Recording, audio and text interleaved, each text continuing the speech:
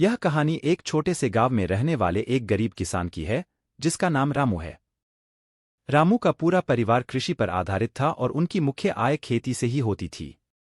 वे एक छोटे से खेत में जैविक खेती करते थे और उन्हें खेती में विशेष रुचि थी। रामू की कहानी उस समय से शुरू होती है जब उनके पास बहुत ही कम सामग्री थी, लेकिन उनकी मेहनत और आत्मविश्वास की वजह से वे किसानी में सफलता पाने के लिए कठिनाइयों का सामना करते गए। वे सिर्फ जैविक खेती की तरफ ध्यान केंद्रित करते और खेत में उर्वरकों के बजाय उर्वरक की जगह खेत में खाद प्रदान करते थे। अपनी मेहनत और समर्पण से रामू की खेती धीरे धीरे फलने लगी।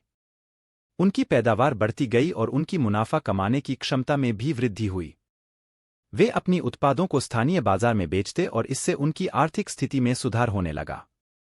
रामू की सफलता उनके परिश्रम, संघर्ष और सहनशीलता की कहानी है। उन्होंने कभी हार नहीं मानी और हमेशा आगे बढ़ने का प्रयास किया। उनकी कहानी गांव के लोगों के लिए प्रेरणास्रोत बनी और उन्होंने दिखाया कि छोटे सपनों को हकीकत में बदलने का सबसे महत्वपूर्ण कदम है मेहनत और संघर्ष।